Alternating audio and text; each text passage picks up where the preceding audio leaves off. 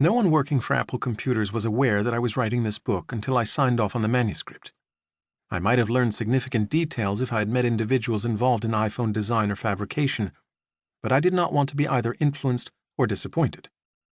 With my premise that the iPhone is the ultimate embodiment of the Bauhaus goal of good design applied to mass production, I avoided any chance of being swayed by people with vested interests. An important caveat.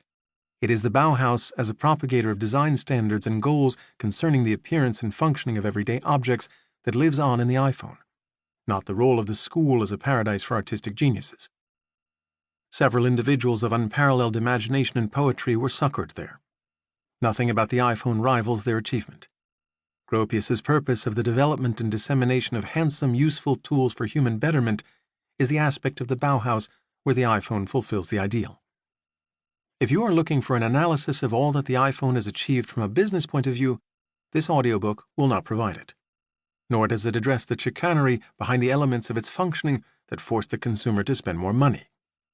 This book will not enlighten you about the complex politics inherent in the technological revolution. It does not make feints into a lot of territory central to the story of the iPhone. The mechanical functioning of the device, or the nuances of its relationship to BlackBerries, and the vast range of other modern communications and smartphones. While it considers the unique viewpoints of some of the individuals who steered Apple Computers in the company's own distinct way, it does not pretend to offer the slightest expertise in economic or anthropological analysis, or try to be another of the many histories of either Apple or the companies like Google with which its products are interdependent. Its purpose, rather, is simply to make clear how the iPhone incarnates certain goals and values of the pioneering art school that flourished briefly in Germany in an interlude of exceptional human progress between two world wars as a creative haven that, in spite of the evils smoldering in the society around it, changed the visible world forever through its standards for mass production. The iPhone adheres to all the principles of Bauhaus design at its ultimate. This flat tool of communications, compact and clean and easy to hold, reflective of the teamwork of professionals in many fields, relatively inexpensive and accessible to one and all, has, for better or worse, made the Bauhaus's reigning principles as universal as its guiding geniuses hoped they would become.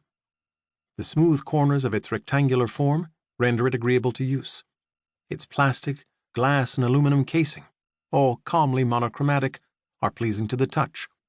It fits comfortably in the palm of the human hand and responds rapidly to contact with one's fingers. It is what we call user-friendly. It is conveniently lightweight and small enough to fit into most pockets. Of course, it imposes nightmarish experiences. Apple stores are best avoided. The packaging on Apple products, self-important, difficult to open, and in spite of a bow toward political correctness, often ecologically wasteful, is irritating. Still, the iPhone itself functions in harmony with the world around it, being visually unobtrusive and occupying little space. It is at the same time large enough to be legible.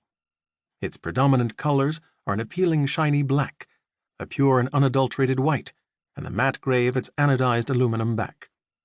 It does not have an ounce of gratuitous ornament. We accept the representation of an apple on its back, unobtrusive, neither raised nor recessed, demarcated only by the variance of texture, as integral to its being, a form of identification and a source of emotional lift, not decoration. It is legible, totally, but nothing about it announces itself. Its construction is impeccable, and usually its functioning is as well. It reflects immense intelligence and forethought, and one feels the invisible labor that has made it what it is. Not that this product made by the Bauhaus aficionado Stephen Paul Jobs is flawless, even as its looks and capacities and widespread use have taken Bauhaus theory and vision to the stratosphere.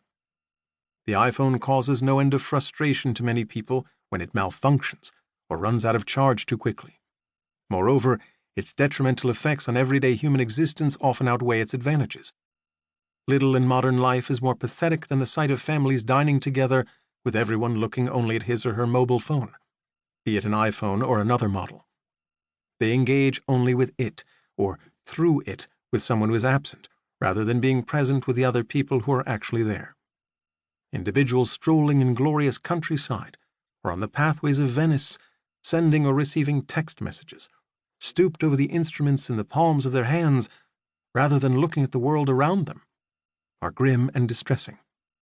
To wheel one's baby in a stroller while using a phone rather than experiencing the wonders of life itself is a loss for both parent and child.